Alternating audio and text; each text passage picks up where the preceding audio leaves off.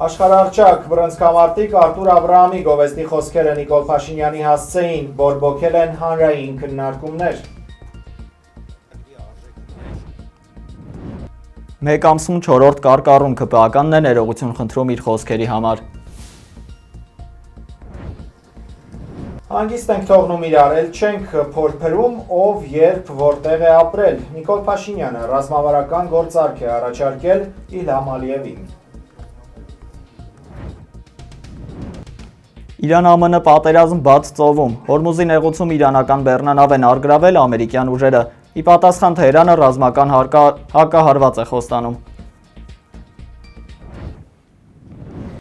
Երևանում ժամը 19 է, բարի երեկո եւ բարի գալուստ 21 TV սիրելի հայրենակիցներ, ուղիղ եթերում ձեր սիրելի հաղորդումն է իրականում ու պարզ։ Տաղավարում են Դավիթ Գենջոյանը եւ Տարոն Կոխլիկյանը։ Ողջույն հարգելի հեռուստադիտողներ, նախքան թեմաներին անդրադառնալը հիշեցնեմ, որ մեզ ուղիղ եթերով կարող եք հետևել 21 TV News-ի YouTube-յան ալիքում եւ 21 TV Facebook-յան պաշտոնական էջում։ Կարող եք հետևել մեր մյուս ալիքներին, որպեսզի մնանք կապի մեջ։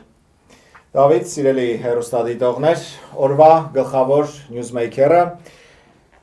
Արտուր Աբրահամն է, աշխարհահռչակ բռնցքամարտիկ, այսօր Երևանում հանդիպել է Նիկոլ Փաշինյանի հետ։ Հայաստանի վարչապետը գնացել էր Շենգավիթի վարչական շրջան, որտեղ կառուցվում է անվանի մարզիկի մարզահամալիրը, անվանի մարզիկի անվան մարզահամալիրը, եւ Հայաստանի վարչապետը մասնակցել է մարզահամալիրի հիմնարկերքի արարողությանը։ Հայտնի է, որ բռնցքամարտիկը ինքն է գնել մարզահամալիրի հողատարածքը եւ այն անհատույց նվիրել պետությանը, իսկ կառավարությունը պետական բյուջեից 2 միլիարդ 200 միլիոն դրամից ավելի գումար է հատկացրել մարզահամալիրի շինարարության համար եւ հիմնարկեքի արարողությունից հետո Արտուր Աբրահամը Նիկոլ Փաշինյանի եւ նրան ուղեկցող խմբին հրավիրել է իր հայրական տուն եւ ճանապարհին Արտուր Աբրահամը Նիկոլ Փաշինյանին ասել է հետևյալը. Ձեզ բոլորը սիրում, որովհետև դուք սիրում եք մարդկանց մեջ մտնել, մեր մոտ լուրջ անկեղծ եմ ասում, 70 չեմ ասում 100%, բայց 70-80%-ը այստեղ ձեզ սիրում են, նամանավանդ որ դպրոցը կառուցում ենք, ժողովուրդը չեք պատկերացնում ձեզ ինչպես են անկեղծ գնահատում։ Ես անկեղծ եմ ասում, գնահատում են ահավորձին։ Բնականաբար նախընտրական կրքերի մեջ եռացող Հայաստանում չէր կարող այս խոսքերը Արտուր Աբրահամի կողմից հնչեցված անտարբեր թողնել հասարակությանը եւ միանգամից լրատվամիջոցներ այդ հատվածը առանձնացրել են, տարածել են, իսկ սոցիալական ցանցերում հատկապես բուռն քննարկումներ են սկսվել Արտուրին քննադատող գրառումներ կան, նրան արդարացնող գրառումներ կան։ Մինչ Արտուր Աբրահամի անձին անդրադառնալ եւ այս հայտարարության մասին խոսելը, Դավիթ, ես կուզեի ուշադրություն հրավիրել մի հանգամանքի վրա, որը կարծես թե միշտ ուշադրության կենտրոնից դուրս է մնում, երբ որևէ մեդիա դեմք, որևէ հայտնի մարզիկ,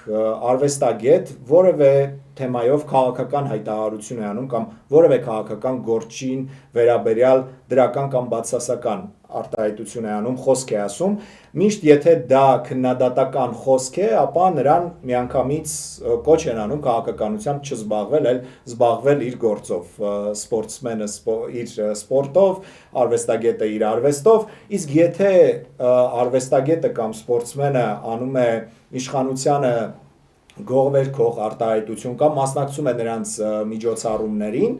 ապա այս դեպքում նրանց ոչ ոք կոչ չի անում քաղաքականությամբ չզբաղվել։ Այսինքն, երբ քննադատում են դա քաղաքականությամբ զբաղվել է, երբ չեն քննադատում գովում են, դա քաղաքականությամբ զբաղվել չէ։ Ես օրինակ համաձայն չեմ այս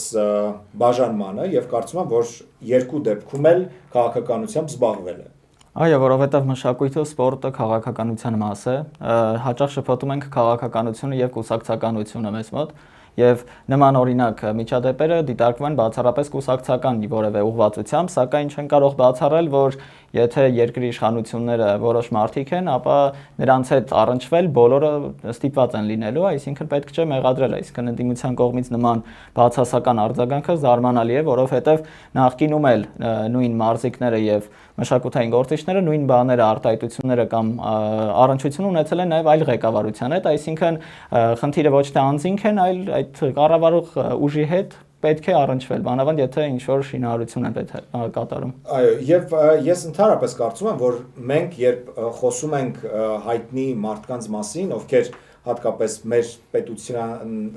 պետությունից դուրս են հայտնի, աշխարհահռչակ են եւ առավել եւս ներկայացրել են եւ շատ պատվով են տարիներ շարունակ ներկայացրել մեր պետությունը աշխարհում, մենք պետք է շատ կարևոր մի բան հասկանանք, որ իշխանությունները գալիս են ու փոխվում են, մեկը մի քիչ երկար է մնում, մեկը մի քիչ կարճ է մնում, բայց անպայման փոխվում են, իսկ նրանք նույն Արթուր Աբրահամը նա 2004-ին էր Արթուր Աբրահամը, Արթուր Արքան 2012-ին էլ, 2019-ին էլ եւ հիմա էլ, այսինքն գործող մարզիկներ էին, որոնց ելույթներով հիանում էին, հաղթանակներով հպարտանում, հետեւաբար պետք է հասկանանք, որ այդ մարդիկ մնայուն արժեքների ցանկում են մեզ համար եւ նրանց կապել օրվա իշխանության հետ եւ նրանց ինչ որ արտահայտություն, հայտարարություն միանգամից վերագրել, որ այս նա, չգիտեմ, Նիկոլ Փաշինյանի կողմն է բռնել կամ այս քաղաքական ուժի կողմն է բռնել, ես կարծում եմ, որ ճիշտ չէ։ Հատկապես որ արդեն վերադառնալով կոնկրետ Արթուր Աբրահամին, մենք համացանցում փնտրեցինք ու գտանք, որ նա օրինակ 2019 թվականին, երբ երկրորդ նախագահ Ռոբերտ Քոչարյանը անազատության մեջ էր, նրան աջակցող հայտարարություններ տարեդարձներ շնորհավորել, աջակցող հայտարարություններ արել, շուտապույտ ազատում էր ցանկացել, այնուհետև նաև Բերլինում կազմակերպվել էր միջոցառում, որտեղ նա Արցախի մասին էր բավական կոշտ հայտարարություններ արել, որ ոչ երկիրումն են տալու, ոչ Արցախ, այսինքն նա բավական ինտեգրված է թե քաղաքական հայտարարություններում, այսպես ասած, այսինքն այդ ժամանակ երբ նա այդ արտահայտությունները անում էր եւ համընկնում էր իշխող ղեկավարության այդ քաղաքականության հետ, նրան չէին մեղադրում, սակայն հիմա որ նախընտրական փուլում է եւ բոլորի կրքերը բորբոքված են, համընկնությունների արդյունքում տեսնում ենք այսպիսի արդյունք, այլ։ Այո, ես հենց այդ էլ ուզում եի հարցնել, ինչ ես կարծում, օրինակ, եթե մենք չապրենք այս ընտրական թոհուբոհի մեջ,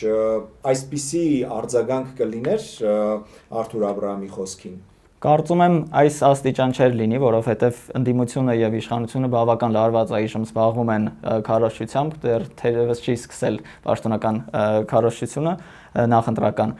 Ինձ թվում է այդքան մեծ չէր լինի, սակայն նման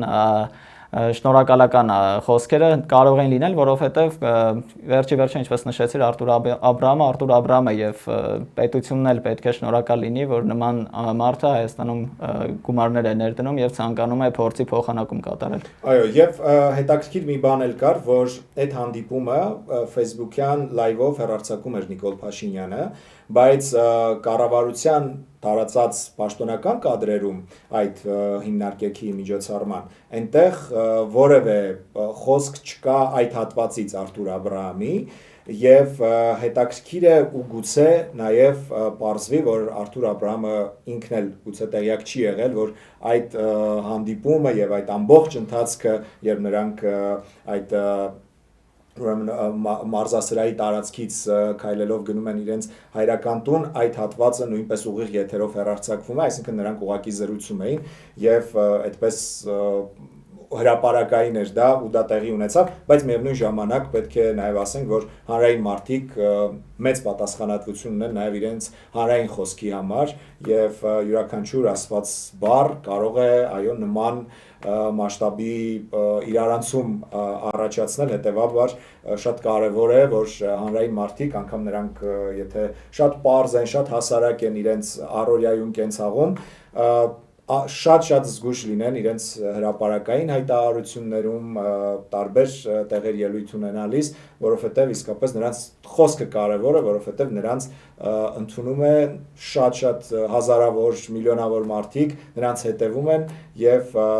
նրանք հեղինակություն են այդ մարդկանց համար, հետեւաբար նրանց խոսքն էլ հեղինակություն է այդ մարդկանց համար ու այո, հիմա երբ Հայաստանը այս ընտրական շրջանում է, դա իսկապես շատ այսպես կարող է եւ ոչ ճիշտ իր ուրեմն առաքելությանը ծառայել այդ խոսքը եւ կարող են այսպիսի ուրեմն հանրային հույզերը փոթորկվել, ինչպես ասում։ Այո, բորբոքված են գրքերը, այդ իսկ պատճառով շատ այսպիսի բուրըն տարածում գտավ այս արտահայտությունը, որովհետեւ որպես այդպիսին ինչ որ կատաստրոֆիկ բաներ չկար այդտեղ ասված։ Համաձայն եմ։ Ավարտենք այս թեման։ Այո։ Ավարտենք եւ անցնենք հաջորդ թեմային վարքյաններած։ Հաջորդ աղմկոտ թեման, որ վերաբերում է քաղաքացիական պայմանագիր կուսակցությանը, մասնավորապես նախընտրական պայքարի պատրաստվող իշխող ուժի նյարդերը ավելի ու ավելի հաճախ են կարծես թե տեղի տալիս եւ վերջին մեկ ամսում մասնավորապես 4-րդ կարկառուն քաղաքացիական պայմանագրի ներկայացուցիչն է հրապարակային ներողություն խնդրում իր հրապարակային արտահայտությունների համար։ Խոսքը Գյումրու ավականու քաղաքացիական պայմանագիր խմբակցության ղեկավարի Սարիկ Մինասյանի մասին է, առաջարկում եմ այժմ լսել գործընկերուս անդրադարձը ու վերադառնալ։ Քաղաքացիական պայմանագրի հերթական ներկայացուցիչն է ներողություն խնդրել քաղաքացիների հասցեին հնչեցրած հայհոյանքների համար։ Գյումրիի քաղաքապետի նախկին թեկնածու Սարիկ Մինասյանը կիրակնօրյա ավտոերթի մասին Facebook-ում գրառում էր արել եւ քաղաքացիները կոշտ, բայց ոչ հայհոյախառն բառերով քննադատել էին իշխանության կազմակերպած ավտոերթը Երևանից Գյումրին։ Խիստ քննադատությանը ԿՊԱ-ական Սարիկ Մինասյանը պատասխանել էր հայհոյանքներով ու պահանջել մեկնաբանություն թողնողներից հեռախոսահամար, ըստ էության հանդիպելու հաշիվներ պարզելու համար։ Այսօր Մինասյանը Facebook-ի էջում գրել է, թե սխալ է թույլ տվել, որի համար ներողամտություն է հայցում։ Անկախ մարդու կրծքերի զբաղվածությունից չի կարող այնպես լինել, որ մարդը կատարի օրենքով արգելված արարք, քրեական օրենսգրքով արգելված արարք եւ հղում անելով իր կրծքերին ասի ինձ չպետք է ինդուլգենցիա չեն, կրծքերը չեն կարող լինել։ Անցած շաբաթ ԿՊԱ-ական պատգամավոր Արուսյակ Ջուլհակյանն էր թիրախավորել կրծքով կերակրող ընդդիմադիր կին գործչին, որին ձերբակալել, ապա ազատ էին արձակել։ Ջուլհակյանն իր արտահայտությունների համար նույնպես ներողություն էր խնդրել Facebook-ում։ Իմ տղան շատ բարձրակարգ տղա է քո պահմատ։ Ուրիշ Հայկ Սարգսյանն ասում էր թող բարձրաստիճան պաշտոնյաների։ դու նրա գիտելիքների չափ որ ունենաս դու չես ծառայել։ Ջուլհակյանից առաջ մեկ այլ ԿՊԱ-ական Անդրանիկ Քոչարյանն էր իր որդու բանակ չծառայելու փաստը պայմանավորել բարձրակարգ տղա լինելու հանգամանքով, ապա ներողություն խնդրել իր խոսքերի համար։ Միլիարդներ ենք ծախսել, որ դուք այնտեղ մնաք։ Բան չի չեք մնա։ Ես ձեզ հետ կխոսամ տենց։ Ես տենց կխոսամ ձեզ հետ տենց։ Քոչարյանից առաջ էլ Նիկոլ Փաշինյանն էր Արցախից բռնի տեղահանված երիտասարդ կնոջ վրա մատ թափ տվել, բղավել նրա վրա, ապա ներողություն խնդրել։ Հարգելի Տիկին Մոսյան, ես ձեզնից եւ ձեր որդուց ներողություն եմ խնդրում։ Մենք ուժեղ օրգանական կապով կապված ենք մեր ժողովրդի հետ։ Մենք ուժեղ օրգանական կապով կապված ենք մեր Այդ հաշվի առնելով, որ դեռ քարոզչությունը պաշտոնապես չի սկսվել, ինչ սպասել մեզ առաջիկայում։ Նախ չի ցանկանա նման պատկեր շատ տեսնել, թե իշխանության, թե ընդդիմության կողմից, այսինքն մենք դա տեսնում ենք, որ բարբերաբար կրկնվում է, թե ցավոք սրտի իշխանության եւ թե ընդդիմության, որովհետեւ սաստելու եւ այլ արժեքներ առաջնորդելու եւ առաջ մղելու փոխարեն տեսնում ենք բարբերաբար կրկնվող, այսինքն ներողություն խնդրելուց հետո նույնպես կրկնվում է նման արտահայտությունները, ես չէի ցանկանա նման կերպ տեսնել, որովհետեւ դա սազական չէ մեզ ամենայն դեպս։ Չես կարծում ասելիքի բացակայություն է ստիպում նման հայտարարությունների դիմել։ Այո, շատ վերլուծաբաններ հենց այդպես են վերագրում, որ էմոցիան երբ զիջում է բանական մտքին եւ փաստերին, դա կամ ինչ որ թուլության նշան է, կամ չկա փաստարկներ հիմնավոր, որ կարողանան պատասխանել, այսինքն բովանդակային զրույցը զիջում է իր դերը էմոցիաներին ուղղակի, իսկ ուղղակի էմոցիաներով խնդիր լուծել իմ կարծիքով նման բար տարածաշրջանում գրեթե անհնար է եւ ցանկալի չէր լինի նման պատկեր տեսնել առաջիկա 1 ամսվա ընթացքում նախընտրական շրջանում, որ էլ ավելի կթեժանա պայքարը դեռ։ Ես նախընտրական շրջանի մասին եմ ուզում խոսել, հիմա խնդիրը թե քաղաքացիական պայմանագրի, թե մյուս ուժերի նոր լսարաններ գրավելն է, մենք գիտենք, որ այնպես չի, որ մեր երկրում քաղաքացիների մեծ մասն է հետաքրքրված նախընտրական այդ թոհուբոհով եւ ընդհանրապես ընտրություններին մասնակցելու ակտիվությունը դեռ 21 թվականից մենք արդեն պարզեցինք, որ բարձր չէ, իսկ դա նշանակում է, որ մեր երկրում ձևավորվող իշխանությունը, ընդդիմությունը չեն կարող լինել ընդունելի լեգիտիմ այն աստիճանի, ինչ որ կարող էր լինել, եթե ընտրություններին մասնակցեր ընտրողների 50 եւ 1%-ը։ Այս դեպքում ինչ ես կարծում նման խոսույթը, նման հանրային բանավեճը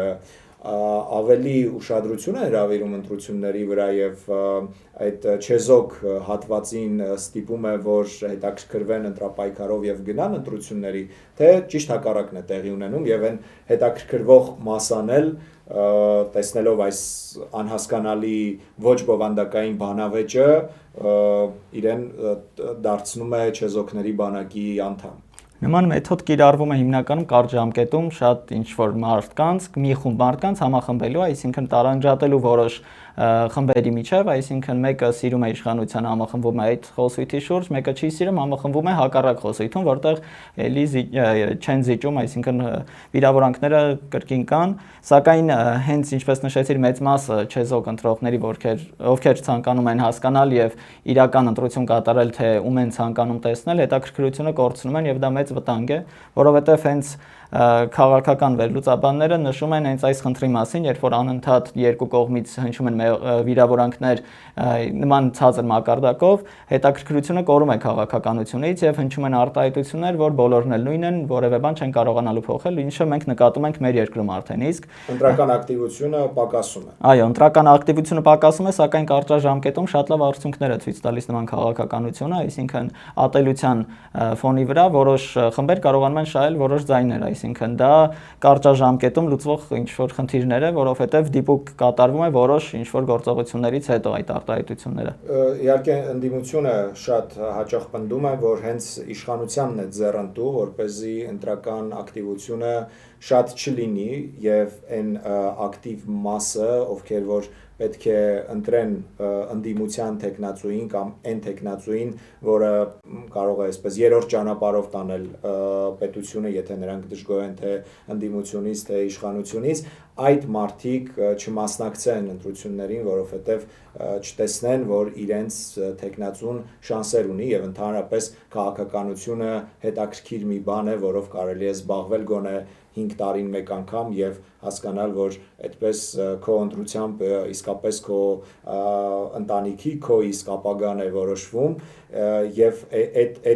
այդ խոսույթը այս բուրըն քննարկումները ոչ բովանդակային բնականաբար եւ վիրավորանքները, հայհոյանքները հենց պետք են առաջին հերթին իշխանությանը եւ ոչ թե ընդդիմությանը ըստ ընդդիմության կարծիքով։ Նման հետաքրքիր համեմատություն կա, որ օրինակ YouTube-ում բոլորս ինչ-որ վիդեոներ նայում ենք, սակայն ոչ բոլորս ենք լայք կամ դիսլայք կամ կոմենտ թողնում։ Նույնը ընտրություններում է, այսինքն քաղաքականությամբ կարող ես հետաքրքրվել, սակայն այդ ընտրություն կատարողները այդ կոմենտ եւ լայք դնող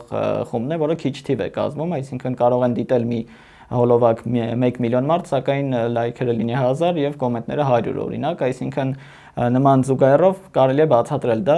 Այո, իշխանություններին ամենաձեռնտուն է, որովհետև եթե նրանք են թելադրում այդ քաղաքականությունը, նրանք ներքաշում են իրենց դաշտ։ Սակայն ընդդիմության խնդիրը նրանում է, որ նրանք տրվում են նման քաղաքականությանը եւ գնում են այդ քայլերին եւ նրանք էլ հետ չեն մնում, այսինքն եթե նրանք երկարատև հեռանկարում ցանկանան որոշ գործողություններ անեն, կարող են նրանք զերծ մնալ նման հայտարարություններից, որովհետև դա անձնականից դուրս է եւ քաղաքականությունը հիմնականում 4 հաշվարկի վրա է հիմնված, այսինքն երկարատև խնդիր լուծելու համար կարող են ավելի այլ կերպ վարվել եւ ցույց տան թերությունները, թե որտեղ է սխալվում իշխանությունը։ Հետաքրքիր է ինչպես վարվեն այն քաղաքական ուժերը, ովքեր այսպես պայմանական ներկայացնում են երրորդ ճանապարհը եւ ներկայացնում են հստակ ծրագրեր, օրինակ այս ընտրություններին մասնակցում է եւ այսպես մեծ հաղթելու մեծ հավանականություն ունի Սամվել Կարապետյանի Ուժեղ Հայաստան կուսակցությունը, որը արդեն ներկայացրել է մի շարք տնտեսական, անվտանգային ծրագրեր, որոնք կարող ենք ասել հեղափոխական են, բայց դրանք նախընտրական շրջանում կարժանանան արդյոք նաև իր օպոնենտների, իր ընդդիմախոսների կողմից լուրջ քննարկումների, եթե մենք արդեն տեսնում ենք, թե բանավեճը ինչ մակարդակի վրա է եւ այդ ծրագրերի լավ ու վատ անելու փոխարեն մենք տեսնում ենք, որ թիրախավորվում են անձերը, նրանց հասցեին հնչում են արտահայտություններ, որոնք սկսվում են արայով, վերջանում ինչ որ աշխարհագրական մի անունով, որտեղ այդ մարդը ժամանակ ինչ որ գործունեություն է ծավալել, այսինքն երբ բառամթերքը եւ այդ բանավեճի մակարդակը այսքան ցածր է, այդ ծրագրերը ինչպես կարողանալ հասցնել լսարանին, որը չի ուզում սա լսել եւ որին հետաքրքիր են իսկապես այդ ծրագրերը եւ հետաքրքիր է թե ինչ կլինի, եթե այդ ուժերը գան իշխանության։ Ինձ թվում է ամենասկզբում չպետք է տրվեն այդ խոսույթին, այսինքն պատասխանեն սադրիչ հարցերին, այսինքն երբ որ հարցը ինքնին փաստարկ է եւ այդ փաստարկը ինքնին հարց է լինում, պետք է նրանք բերեն պատշաճ ապացույցներ եւ ներկայացնեն իրենց հստակ պլանը առանց հաշվի առնելու այդ վիրավորական արտահայտությունները կամ եւ այլն, որովհետեւ մարդկանց մեծ մասը ցանկանում է լսել, երբ որ տեսնում ես մեկը ակտիվ գորգորում է, մյուսը հանգիստ խոսում է, հիմնականում ավելի համակրելի է հանգիստ խոսողը, որովհետեւ միշտ չէ որ բարձր գոռացողը ճիշտ է լինում, ընդհակառակը միշտ գրեթե թույլ եւ սխալ կողմն է լինում նման կերպ, այսինքն կրկնելով եւ նույն կերպ պատասխանելով հավասարվում են եւ այդտեղ հետաքրքրությունը կորում է այն չեզոք ընտրողների, որոնք հիմնականում չեն այցելում ընտրության։ Հաշվի առնելով, բայց որ մեր կյանքը կարծես թե վերածվել է մի մեծ ռեալիթի շոուի, այս համացանցի, սոցիալական ցանցերի շատ կարճ, գերկարճ տեսանյութերի պայմաններում մենք արդեն առաջին հերթին դիտում ենք այն, ինչ այսպես միանգամից մեզ շոկի է մատնում, իսկ շոկի մատնել երևի թե փորձում են այդ բարձր ձայնով, ինչ որ հայտարարություններով, որոնք շոկային են, բայց գուցե ընդհանրապես կապ չունեն իրականության հետ, եւ այդտեղ է, որ արդեն պետք է հասարակությունը, քո ասած, ինքը ընտրի, որ եւ հասկանա, որ բարձր գոռացողը դեռ ճիշտ չի խոսում եւ նրա ծրագրերը այն չեն, ինչ որ պետք է այս հասարակությանը եւ գուցե պետք է լսել նաեւ նրանց, ովքեր որ ցածրաձայն են խոսում, բայց հստակ պլաններ ունեն բոլոր ոլորտների հետ կապված։ Ես կարծում եմ, որ մենք իսկապես պետք է մի պահ դուրս գանք այս աղմուկի մեջից եւ փորձենք գտնել իսկապես այն ինչ որ մեզ պետք է որպես հասարակություն, որը կկարողանա տարանջատել աղմուկը բովանդակությունից եւ կկարողանա դուրս գալ այդ անընդհատ պտտվող եւ կանգ չառնող այդ կարուսելից, այսպես ասենք։ Այո, բավական բարդ է զտել ճիշտ տեղեկությունը ստից, մանավանդ երբ որ տեսնում ենք սոցիալական հարթակներում, թե արհեստական բանականության միջոցով, թե առհասարակ ֆեյքերի օգտագործմամբ ինչպես ինֆորմացիաներ են ներդրվում երկրի ներսում եւ շրջանառվում, դա զտելու համար բավական շատ աշխատանք պետք է տանել, մեդիա գրագիտություն ունենալ եւ փաստերը փորձել ճշտել, չհավատալ առաջին իսկ գրված ինչ-որ սկանդալային վերնագրին, այլ փորձել ճշտել այդ ամենը, որովհետև վերջերս բազմաթիվ հայտարարություններ տեսանք, որ ինչ-որ մի բան հաստատ հայտարարվում է, ապա պարզվում է, որ ընդհանրապես այդպես չէ եւ արդեն հակակրանք է առաջանում առհասարակ լրատվական դաշտի նկատմամբ եւ դա տեսնում ենք մենք ինքներս մեզ վրա զգալով։ Այո, անվստահություն թե մասնագիտության եւ թե հաղորդացի նկատմամբ, ինչը բնականաբար ոչ մեկի շահերից չէ, ոչ հաղորդողի, ոչ լսողի բնականաբար։ Այս թեմայի մասին կարծում եմ այսքանը եզրափակենք եւ անցնենք մեր հաջորդ նորից շատ հետաքրքիր մի թեմայի, Փաշինյանը ռազմավարական գործարք է առաջարկել Իլհամ Ալիևին, վարքյաններ անց կքննարկենք։ Այսպես քաղաքացիական պայմանագիր կուսակցության նախընտրական ծրագիրը ներկայացնելիս Հայաստանի վարչապետը բացահայտել է, թե պարզ լեզվով ասած, ինչ ռազմավարական գործարք է առաջարկել Իլհամ Ալիևին։ Լսենք։ Մենք Ադրբեջանին առաջարկել ենք եւ առաջարկում ենք ռազմավարական գործարք։ Որն է ռազմավարական գործարքը։ Մենք ճանաչել ենք տարածքային ամբողջականությունը միմյանց։ եւ ինքնիշխանությունը Ալմաթայի հռչակագրի հիման վրա, այսինքն խորհրդային միության տարածքով։ Ներողություն, խորհրդային հայկական ԽՍՀ եւ ադրբեջանական ԽՍՀ տարածքներով։ Ուրեմն ճանաչում ենք ճշգրիտ, դելիմիտացիա ենք անում եւ հանգիստ ենք թողում իրար։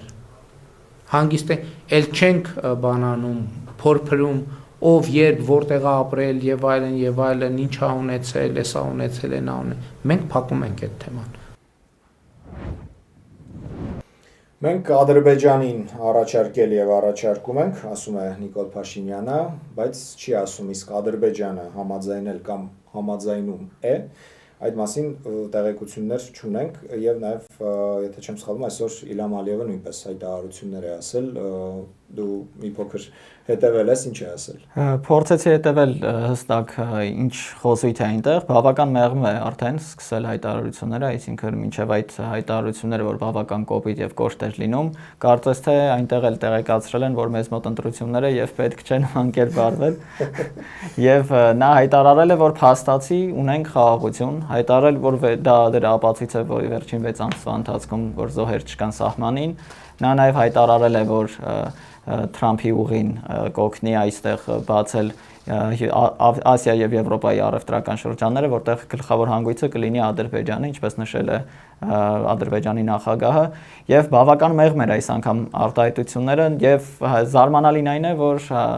Ալեն Սիմոնյանը հայտարարեց Անտալիայի այցից հետո, որ կարծես թե հայ-թուրքական հարաբերությունների գլխավոր խոչընդոտը դեռ մնում է Ադրբեջանը, որովհետև անկախ այս խոսույթից նրանք խոչընդոտում են Թուրքիայի հետ հարաբերությունների կարգավորմանը, ինչպես հիշում ենք, Թուրքիան բազմիցս հայտարարել էր, որ Հայաստանի եւ Թուրքիայի հարաբերությունները ուղիղ կախված են Հայաստան եւ Ադրբեջան հարաբերություններից, եւ եթե նկատենք երկու երկրների ղեկավարների, նկատի ունեմ Հայաստանի Հանրապետության վարչապետի եւ Ադրբեջանի նախագահի, կարծես թե մենք չունենք այլ խնդիրներ եւ որևէ խոչընդոտ չկա Թուրքիայի սահմանը բացելու համար, սակայն Թուրքիան ամեն անգամ վարանում է եւ հայկական կողմից հիշենք, որ բաց է սահմանը, Թուրքիան է փակել սահմանը միակողմանի կերպով, զարմանալի է, որովհետև նման մեղմ հայտարարությունները, որ արդեն կա խաղաղություն, արդեն ամեն բան հիանալի է, չեն համընկնում գործի մեջ, որովհետև Ադրբեջանը շարունակում է իր քաղաքականությունը։ Գիտես Դավիթ, ինձ մոտ տպավորություն է, որ կողմերը կարծես թե իրար չեն լսում, ավելի շուտ Հայաստանը չի լսում, թե ինչ են ասում Իլհամ Ալիևը կամ Էրդողան, որովհետև ըստ էության նրանց գիծը, որը որ նրանք ունեն Հայաստանի նկատմամբ, չի փոխվել եւ նրանք մշտապես հայտարարել են, որ այո, Արցախյան հիմնախնդրով է պայմանավորված հայ-թուրքական հարաբերությունների հետագան, ապագան, այո, պատերազմում էր պարտությունից հետո նրանք շարունակեցին դա պնդել, որ պետք է ամբողջական լուծում լինի Արցախյան խնդրին, որից հետո կկարողանան ուրեմն քննարկել նույն հայ-թուրքական սահմանի բացումը, որի երկու կողմերում կարծես թե տեխնիկապես ամեն ինչ պատրաստ է, բայց թե երբ դրանք կբացվեն, այդպես էլ ժամկետները հայտնի չեն ու պարզ է եւ հայտնի է, թե ինչու դա տեղի չի ունենում, որովհետեւ կա քաղաքական խնդիր եւ հիմա երբ ամբողջ Արցախն է օկուպացրել Ադրբեջանը նոր պահանջներ ունի Հայաստանից, ինչպես գիտենք, մասնավորապես սահմանադրության փոփոխություն, որտեղ չլինի անկախության հռչակագիրը, որտեղ հիշատակում կա Արցախի, Լեռնային Ղարաբաղի մասին, եւ տպավորությունը, որ նույն Ալեն Սիմոնյանը այսօր այդ հայտարարությունը արեց, թվում է առաջին հայացքից, որ դա շատ զարմանալի եւ այսպես սենսացիոն, շատ համարձակ հայտարարություն է, բայց մյուս կողմից հասկանում ես, որ ոչ մի բացահայտում Ալեն Սիմոնյանը չի արել այդ հայտարարությունը անելով։ Մենք բոլորս գիտենք, որ ոչ թե Ադրբեջանն է տորպեդահարում հայ-թուրքական հարաբերությունները, այլ Թուրքիան եւ Ադրբեջանը միասին ունեն այդ համաձայնությունը գնալ այնքան Հայաստանի հետ հարաբերությունների զարգացման, ինչքան որ պետք է իրենց շահերին եւ ոչ թե Հայաստանի շահերին, որովհետեւ եթե այնպես լիներ, որ նրանց ցանկությունները անկեղծ լինեին, նրանց մղումները անկեղծ լինեին, վաղուց արդեն պետք է ապաշրջափակված լիներ տարածաշրջանը եւ բացված լիներ հայ-թուրքական սահմանը, որովհետեւ կարծես թե որևէ խոչընդոտ Ադրբեջանի եւ Թուրքիայի համար չկա, ամբողջ Արցախն է իրենց տիրապետության տակ եւ Հայաստանում տարածքներ ունի օկուպացրած Ադրբեջանը, Հայաստանի իշխանությունը ընդունում է այն տարածքային ամբողջականությունը, որի մեջ չի մտնում Լեռնային Ղարաբաղի Հանրապետությունը, հետեւաբար եւ պարբերաբար հնչում են հայտարարություններ, որ մենք ամեն րոպե պատրաստ ենք այդ սահմանը բացելու, բայց դա տեղի չի ունենում, որովհետև Թուրքիան դա չի ուզում։ Հիմա Ալեն Սիմոնյանը ասում է, որ Ադրբեջանը թույլ չի տալիս, որ Թուրքիան մեզ հետ հարաբերությունները զարգացնի։ Մի տեսակ իսկապես փակ շրջան է կարծես թե ու դժվար է հասկանալ, թե ինչպես է հաջողելու այս իշխանությունը դուրս գալ այդ փակ շրջանից, որտեղ ըստ իս ինքը իրեն հենց դրել է իր միմյանց հակասող հայտարարություններով, սկսած մինչ պատերազմյան հայտարարությունները, հետո արդեն պատերազմից հետո եղած հայտարարությունները։ Հետաքրքիր էր նաև այն հայտարարությունը, որ այո, համաձայն ենք բոլորս էլ, որ երրորդ կողմերը եթե ներգրաված են լինում, նրանք իրենց շահերն են առաջ մղում, սակայն տեսնում ենք, որ երբ չկա երրորդ կողմ, նույնպես խնդիրը չի լուծվում շատ արագ, այսինքն արծարծում ենք խնդիր, բայց չունենք դրա լուծումը։ Բարդ է հասկանալ, լինեն երրորդ, չորրորդ կողմեր, որոնք կմիջնորդեն եւ կունենան իրենց շահերը, որտեղ կստորադասվի մեր շահը, եւ այստեղ էլ որ տեսնում ենք, այլի մեր շահը բավական ստորադասվում է։ Հետաքրքիր է, որ ադրբեջանական մամուլում ասվում էր, որ նրանք ստիպել են մեզ համաձայնել տարածաշրջանային երկրների կողմից լուծմանը 3+3-ին, բայց կարծես թե մենք դեմ էլ չենք եղել ի սկզբանե 3+3-ին, Վրաստանն էր կարծես թե դեմ։ Եվ հետաքրքիր է ինչպես է իրենց մոտ այդ հաղթողի կերպարով ամեն բան ասվում, ինձ թվում է շատ հայտարարություններ այնտեղ կոծկվում է, որովհետև թե միջնորդ երկրները, թե Թուրքիան հայտարարություններում այնպես է նշվում, որ մենք փոխադարձ ճանաչել ենք միմյանց տարածքներ, սակայն Ադրբեջանից դեռ պաշտոնական չենք լսում դա։ Բավական բարդ է վերծանել եւ վերլուծել ինչ է կատարում, որովհետեւ պետք է լինել առնվազն ադրբեջանագետ եւ ծանոթ լինել իրենց քաղաքականությանը եւ թե ինչպես են մամուլում նրանք առհասարակ մամուլը կիրառում արտաքին ազդեցությունների դեմ պայքարում։ Կարծում եմ երևի թե ամեն ինչ պարզ կլինի ընտրություններից հետո, եթե այս իշխանությունը շարունակի կառավարել, մենք կտեսնենք թե ինչ դիրք են բռնում Թուրքիան ու Ադրբեջանը, իսկ եթե նոր իշխանություն գա, դա լրիվ ուրիշ պատմություն է եւ ուրիշ խոսակցության թեմա, կարծում եմ ավարտենք այսքան այս թեման։ Այսքանը վարքյաններ անց կվերադառնանք։ Անդրադառնանք Իրան-ԱՄՆ հակամարտությանը, որը կարծես թե չի դադարում էլ ավելի սրվել։ Երեք երեկոյան Միացյալ Նահանգների ռազմածովային ուժերը կարողացել են կրակ բացել եւ առգրավել իրանական նավթակիրը, որը մեծ քննարկումներ առաջացրեց միջազգային մամուլում եւ Իրանը նույնիսկ հայտարարեց, որ հարվածներ է հասցրել ԱՄՆ ռազմածովային ուժերին, սակայն այդ հայտարարությունը չկարողացանք ճշտել միջազգային անկախ մամուլից։ Տեսանք, որ Հորմուզի նեղուցը փակեց, Իրանը փակեց Հորմուզի նեղուցը կրկին եւ կարծես թե չեն կարողանում կողմերը պայմանավորվածություն ձեռք բերել բանակցությունների շուրջ։ Միացյալ Նահանգները մի կողմից հայտարարում է, որ արդեն ձեռք են բերել պայմանավորվածության հստակ կետերը եւ նույնիսկ Միացյալ Նահանգների պատվիրակությունը արդեն ժամանել է Պակիստան, սակայն Իրանից դեռ չենք լսում պատշաճ պատասխան պաշտոնական մակարդակով, այսինքն չի հնչում հստակ կա պայմանավորվածություն, ով է բանակցելու, նույն խմբերն են բանակցելու եւ որն է այդ քննարկման կետերը։ Ես, եթե չեմ սխալվում, շաբաթ կամ կիրակի էր, որ Իրանի խորհրդարանի ղեկավարը, որը նախորդ պատվիրակության ղեկավարն էր նաև, հայտարարել էր, որ չեն մասնակցելու նոր բանակցություններին, որովհետև չեն տեսնում որևէ հնարավորություն առաջ գնալու այդ բանակցություններում։ Միացյալ Նահանգները շարունակում է իր կարմիր գծերը շատ պինդ դնել եւ որևէ քայլ հետ չգնալ, Իրանը նույնպես եւ ամեն ինչ տանում է փակուղի եւ հակամարտության կարծես թե վերսկսման, որովհետեւ այնինչ տեղի է ունեցել նախորդին Հորմուզի նեղուցում կարող ենք համարել պատերազմ բաց ծովում, որովհետև նախ ամերիկյան նավակիրն է կրակել ուրեմն իրանականի ուղղությամբ, այնուհետև նրանք պատասխանել են եւ իսկապես շատ հետաքրքիր իրավիճակ է ստեղծվել, կարծես թե թվում էր, որ Հորմուզի նեղուցը բացելու պաշտոնական Թեհրանի որոշումը պետք է համոզի Թրամփին, որ իրանական կողմը պատրաստ է որոշակի զիջումների գնալ, բայց այդ հայտարարությունից հետո որ բաց է Հորմուզի նեղուցը, Միացյալ Նահանգները մենք կարծես թե քննարկել ենք այդ լուրը, որ Միացյալ Նահանգների նախագահը շնորհակալություն է հայտնում Հորմուզի նեղուցը բացելու համար եւ միևնույն ժամանակ հայտարարում, որ ինքը իրանական նավահանգիստների ապաշրջափակումը չի դադարեցնում։ Այո, չի շարունակում է Դոնալդ Թրամփի իր հայտարարությունների նման հոսքը սոցիալական հարթակներում, այսինքն նա լրագրողների հետ խոսում է մեկ այլ բան, սակայն սոցիալական հարթակներում տեսնում ենք լրիվ այլ հայտարարություններ, դժվար է հասկանալ դա պաշտոնական ԱՄՆ-ի դիրքորոշումն է, թե ուղղակի Դոնալդ Թրամփն է ցանկանում իր հայտարարություններով բերել այնպիսի կետի, որ չհասկանաս քաղաքականությունը ինչպես է Միացյալ Նահանգների, Օմանի ծոցում էր այդ դեպքը տեղի ունեցել, կարծես թե չէր պատկանում որևէ երկրի այդ ուղղությունը, այդ ծովային տարածքը